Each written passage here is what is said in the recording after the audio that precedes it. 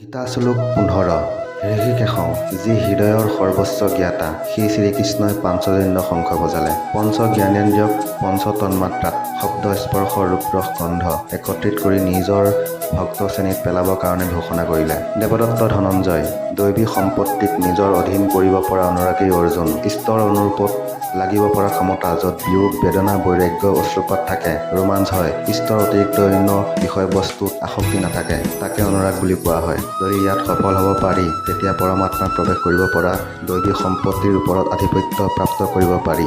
ইয়াৰে অন্য একমাত্ৰ ধনঞ্জয় এটা ধনবাহীৰ সম্পত্তি য'ত শৰীৰ নিৰ্বাহ ব্যৱস্থা থাকে আত্মাৰ লগত ইয়াৰ কোনো সম্বন্ধ নাই। ইয়াৰ ওপৰত স্থিৰ আত্মিক সম্পত্তিয়েই নিজ সম্পদ। ভীমসেনে পৌণ্ড্ৰ অৰ্থাৎ প্ৰীতি নামৰ শংখ বজালে। ভাৱৰ উদ্গম আৰু নিবাস স্থল হ'ল হৃদয় সেয়ে তেওঁৰ নাম বিকুলৰ। আপোনাৰ ভাৱ অনুৰাগ কেঁচুৱা হৈ থাকে কিন্তু মূলতঃ সেই অনুৰাগ আপোনাৰ হৃদয়ত থাকে যি কেঁচুৱাৰ দৰে